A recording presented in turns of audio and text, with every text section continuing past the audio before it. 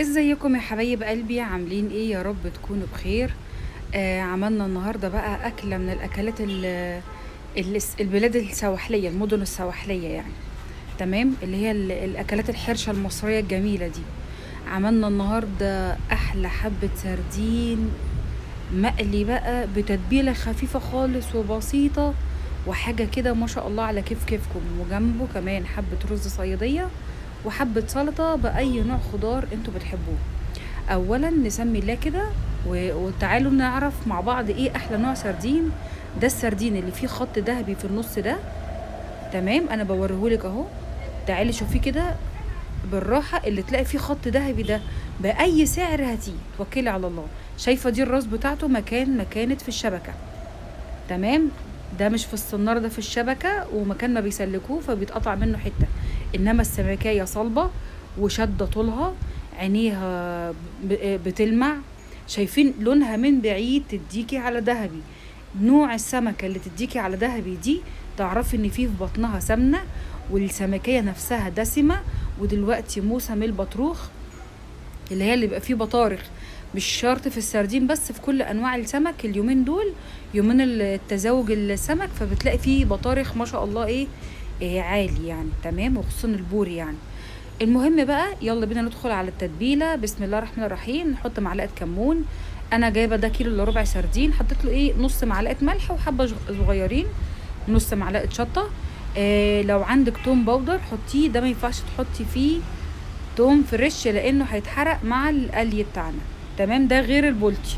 وبعدين ده احنا ما نضفناهوش، عايزه تنضفيه. انا مش بحب افضله، او معظم السواحليه مش بيتنضف يعني اسماك البحر.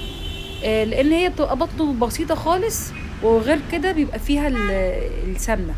احنا هنا تبلناه خلاص. زي ما قلت لحضرتك، المفروض توم باودر وبتحطي كمون وملح وشطه، وبتعصري لك عصير ليمونه او اتنين على حسب كميه السمك. وتبلت الدقيق بكمون بس، ولا حطيت بقى زعفران ولا حطيت بقى كركم. مش عايزه اغطي على الطعم الحلو بتاع السردين. يلا بينا بقى سبته يشرب بالتتبيله. وسميت الله، ويلا بينا ندخل نعمل رز الصيادية بكل برضو ببساطة، من غير اي الوان او اي افتكاسات خالص. جبت معايا بصلاية مبشورة على قد حوالي كيلو الا ربع رز برضو. تمام، البصلاية تبشريها، انا فرماها ناعم في الكبة. براحتك ممكن تبشريها. بوريكي اللون، شايفة اللون الجولد ده؟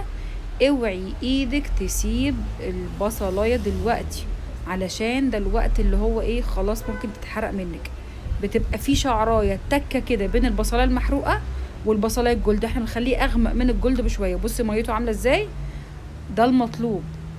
انا عملته المره دي من غير بطاطس، هو بس الرز ملح وكمون بس. متشكرين قوي قوي قوي. اللي بيحب يحط له سنه توم مفيش مشكله. ربع معلقه توم باودر برضه مفيش مشكله. تمام، بس كده. هي دي كل التوابل اللي بتتحط للرز. الميه السخنه تغلي كويس جدا مع البصل. البصل يخرط وينزل اللون بتاعه.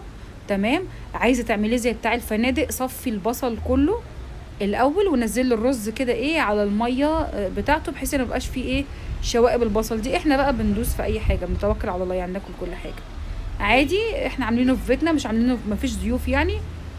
وحتى لو في ضيوف البصل مش بيبان لانه بيدوب مع الرز. تمام، هنا بقى عشان تعملي بقى السردين ده وتقليه باحلى طريقه من غير تعب، بتجيبي السمكتين بتتبليهم في الدقيق، وبتدوسي على الديل بحيث ان هم يبقوا الاتنين واحد. شايفه انا عملت بضغط على الديل بخليهم اتنين. ولو السردينه اصغر من كده بخليهم 3. ولو بتعملي بسارية اللي هي بيبي السردين بيبقى بالاربعه بقى، بتبقى جميله جدا وبتسهل عليكي عمليه القلي بطريقه فظيعه. بصي هنا انا عاملاهم سبعات وثمانيات. يعني يا رشا؟ يعني بخلي مثلا اللي راسها تحت، بخلي الديل مقابل للراس علشان الطاسه تاخد معاكي اكبر كميه ممكنه.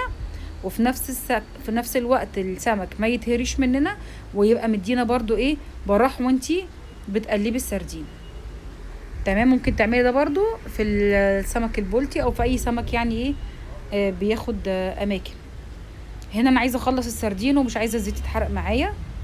شايفه هنا بتمسكي بقى بشوكه بابايا الله يرحمه او والدي الله يرحمه معلمنا، هو طبعا كان باشمهندس في السردين ده او في الاسماك عامه.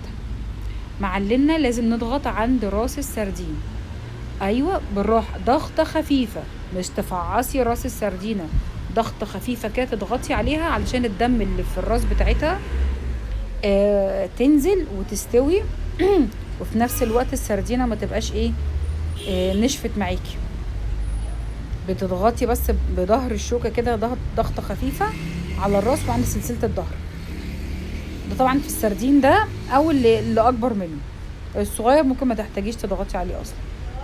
شايفه لون السردين طلع حلو ازاي؟